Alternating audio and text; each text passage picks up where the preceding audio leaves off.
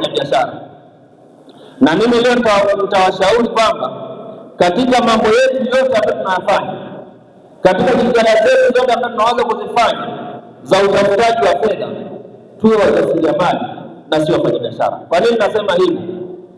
Ujasiriamali na biashara, maneno haya yanafanana lakini hayalingani, kwa sababu tunashauriwa kuwa wajasiriamali zaidi na sio wafanyabiashara, kwa sababu ujasiriamali unaenda hatua moja mbele zaidi kuliko kuwa mfanyabiashara. Mjasiriamali maana yake ni nani? Ni mtu yule anayejitafutia riziki, anayejitafutia fedha, anayetafuta faida kwenye jambo lolote analolifanya yeye, aidha kama ana bidhaa anauza au jambo lolote lile kwa njia ya halali, lakini kwa kutumia ubunifu. Lakini mfanyabiashara ni yule ambaye yeye aligundua kwamba ana hela, ametazama nina mtaji wa kutosha, pasipo kuangalia biashara hii anaweza kuifanya kwa ubunifu gani. Yeye anawekeza ile fedha, anawekeza mtaji wake pasipo kuwa na ubunifu wowote, ili mradi yeye anataka apate faida. Yule tunamwita mfanyabiashara. Lakini mjasiriamali yeye anaongeza ubunifu. Wanaikatakata na kwenye kamfuko cheupe, gharama ile ambayo mtu alikuwa anauza mua mmoja shilingi 1000, yeye anapata mifuko hata mitatu, anauza 1000. Kupitia ule ubunifu anajikuta ameongeza shilingi 2000. Yule anayefanya biashara ya kawaida kama mfanyabiashara, yeye anapata 1000. Yule mjasiriamali aliyeongeza ubunifu anapata shilingi 2000. Tumeelewana? Wale ambao wanauza matunda, vivyo hivyo kuna wengine wanafanya biashara na wengine wajasiriamali. Wewe ambaye unauza matunda tu umesubiri wateja waje, tutakutia kama mfanyabiashara, kwa sababu hujaongeza ubunifu au thamani kwenye bidhaa yako. Lakini ndani yake wamekuja wajasiriamali, wamegundua kwamba watu wana haraka, watu wanasafiri, lakini pengine ikiwa ndani ya gari nahitaji kula matunda, sina kisu cha kumenya yale matunda, sina kifaa chochote cha kunisaidia niweze kumenya yale matunda. Kwa hiyo siwezi kununua mananasi, siwezi kununua maembe, parachichi nikaweka kwenye mfuko alafu nikaanza kula kwenye gari. Haiwezekani, si ndio? Kwa hiyo kwa mazingira hayo unaweza kujikuta unapoteza wateja kwa mazingira tu ya kushindwa kuongeza ubunifu.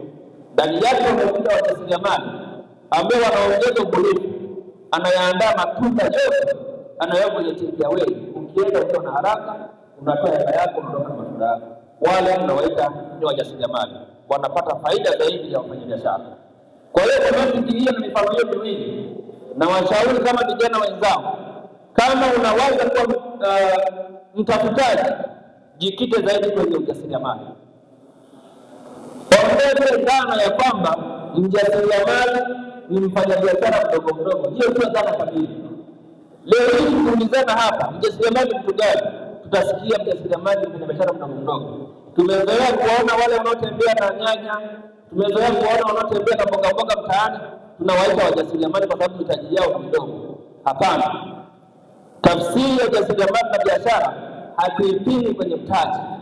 Leo hii ametupa mifano mizuri Kieni, amekuwa mbunifu kwenye shughuli zake.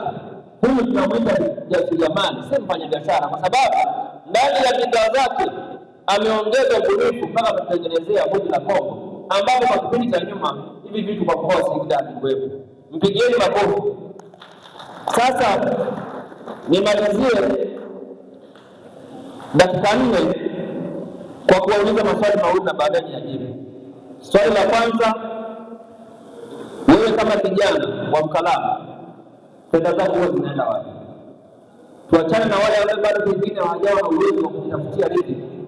Wewe ambaye ni mwanakikundi, tuliona unaikundi amesimama. Wewe ambaye una uwezo wa kulima, wewe ambaye una uwezo wa kufanya biashara, wewe ambaye una uwezo wa kufanya ujasiriamali, baada ya kupata hela, fedha zako huwa zinaenda wapi? Kama wewe ni mtumishi, baada ya kupokea mshahara wako, fedha zako huwa zinaenda wapi kabla mshahara mwingine haujaja? Unajikuta hapo kwenye kipindi kigumu, na baadaye unaanza kujiuliza, nilikuwa na fedha nyingi, sielewi nimeshaishaje. Ukiona unajiuliza maswali ya namna hiyo kama kijana, ujue kuna sehemu unakosea. Baadhi ya maeneo ambayo unakosea kama kijana ni kwamba yaweza kuwa matumizi yako ni makubwa kuliko kipato. Wewe kwa siku unaingiza 5000, lakini unataka uishi maisha ya 7000. Maana yake utakuwa na negative ya shilingi 2000 kwa siku, hautakaa. Kitu kingine ambacho kinapoteza fedha zetu kama vijana ni pale ambapo tunaamua kufanya vitu vya muhimu tunaacha kufanya vya lazima. Tofauti yake ni nini? Vitu vya lazima ni vile ambavyo unalazimika kuvifanya. Usipovifanya kwenye maisha yako vinakuletea athari, lakini vya muhimu ni muhimu kuvifanya, lakini sio lazima. Mfano, kama mimi sina uwezo wa kusuka msuko wa shilingi 50,000, sina uwezo huo, si lazima kusuka. Nataka nisuke, uwezo wangu wa kusuka na kilioni, nenda kasuke tende kilioni ya shilingi 1,000, ya 2,000, au wewe kama mama yangu ambaye ni rasi mstaafu.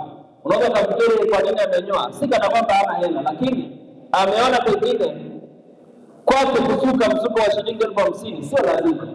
Kwake kitu cha lazima kwa sasa hivi ni kusomesha na kutengenezea mazingira mazuri watoto wake waje waishi maisha mazuri kama yeye. Si kweli ndugu zangu? Kwa hiyo kama vijana tuangalie vitu gani vya lazima kuvifanya, vya muhimu tuviache pale, vile vya lazima tuvipe kipaumbele. Lakini kingine ambacho tunapoteza fedha zetu kama vijana ni kwamba tunawekeza sehemu ambayo ina tija ndogo au ina faida ndogo. Yaani sawa na wewe umelima alizeti hapa Ukalama ukapata milioni 50, alafu ukafunga safari ukaenda Dubai kununua zile simu za milioni 2, za milioni 1, uje ufungue duka hapa Tuguti uwauzie watu milioni 2 simu. Utauza.